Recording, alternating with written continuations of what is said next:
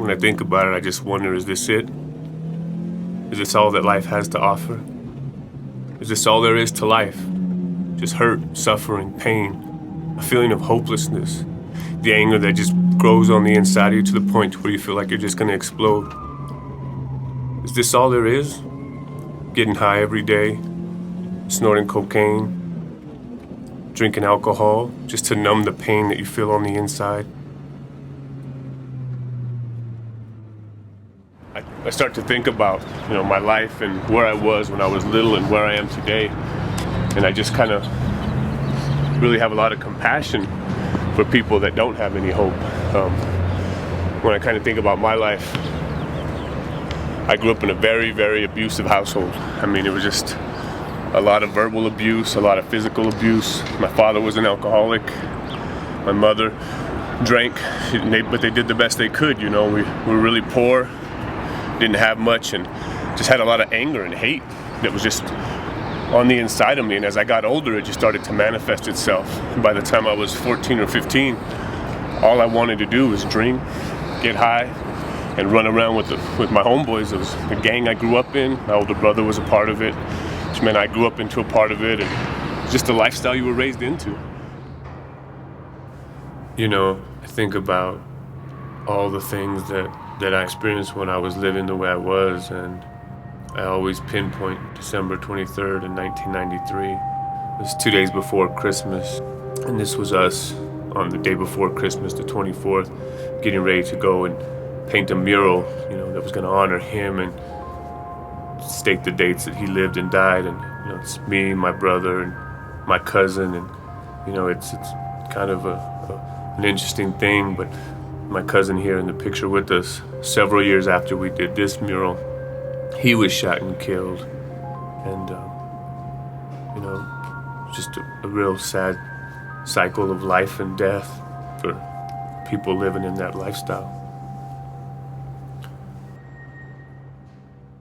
I remember one time I was sitting there and my mom, she kind of looked at me and she said, why are you so angry? And I just told her, I said, I want everybody around me to feel this pain and this hurt that I feel on the inside.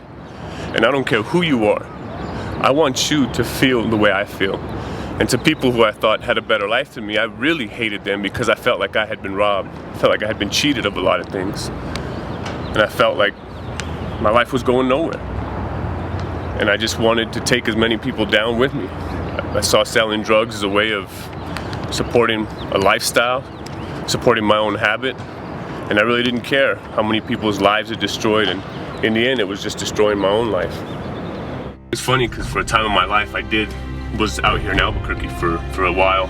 I would get into trouble down south and kind of go on the run and come to Albuquerque and hang out here, stay in Rio Rancho or stay down here. But think about some of these neighborhoods downtown, and it's funny because it's like two sides to a coin. I can remember certain things that I've done down here, and now I come down here to work in a completely professional environment, and it just really makes me realize the goodness of God to see that somebody who used to run these streets and sleep in some of these alleys when I didn't have anywhere else to go, to know that now I come down here 40 to 50 hours a week and I have a job and I have an office, and I come and I play basketball in the community centers that I used to hang out at and sell drugs at, and it's just a blessing, and it's just a testimony of what God can do in somebody's life. April 29th, 1997 was a day that started just like any other day. I got up, was hanging out at my homeboy's trailer, and spent the whole day just getting high and drinking, and really just felt like it was one of the lowest points in my life. For about the month before, I was very, very suicidal.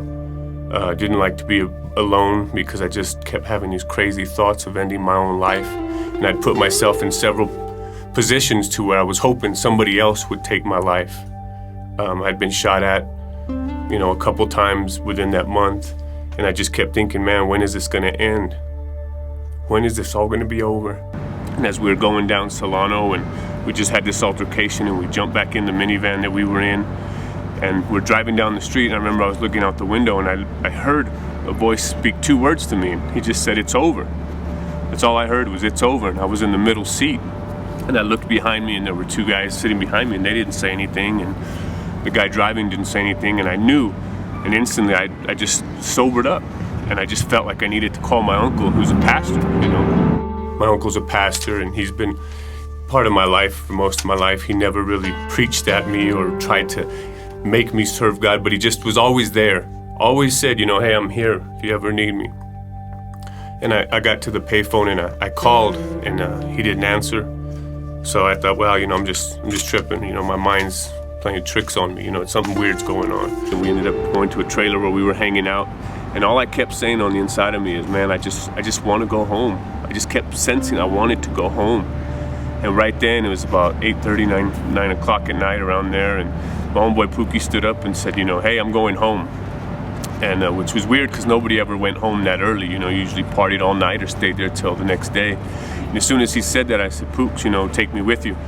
He said, "Yeah, let's go." So I knew my uncle wasn't home, but something on the inside of me just directed him to my uncle's house. And we pulled up, and he didn't know where he was dropping me off. I mean, for all he knew, he was dropping me off to do something or take care of a deal or do something. And I got out of that car, and I walked up to the door, and I say I knocked on the door, but my uncle says I pounded on the door. And he opened the door, and he saw me standing there, and he just rushed me to the side of the house because he didn't want my aunt to see. And he just took me, and he said, you know, "What's going on?" He just had one question. I just needed to know if God could forgive me, and that if Jesus did love me, and if he could just forgive me for all the horrible things I'd done in my life. All the horrible things I've done to other people, all the horrible things I've been a part of, all the bad things that have been done to me. I just wanted to know that he could forgive me and take away all the pain and all the hurt and all the bad things in my life. I just wanted to know, did Jesus really die for me? And could he forgive me no matter what I had done? You know, I just remember telling him, I said, "Man, if serving God is worse than the life I'm living right now, then I can always come back to the streets." That night, I gave my life to the Lord. And I just felt a sense of peace and warmth that I'd never felt in who knows how long. I remember I went to bed that night at his house, and it was probably the first night of real rest I had ever had in a long time. I didn't feel tormented. I didn't feel hurt. I didn't feel ashamed. And I guarantee Jesus took all that hurt, all that depression, all that pain, all that anger, and he just took it right out of me. And I've seen him do it over the last 15, 16 years for so many other people. I know I would have been in prison or dead had I stayed 2, 3 more weeks on the street. But God spoke to me, and I heeded his voice. And I repented for everything I had done, all the bad things. But Jesus forgave me of all that. He saved me. Jesus really did save me.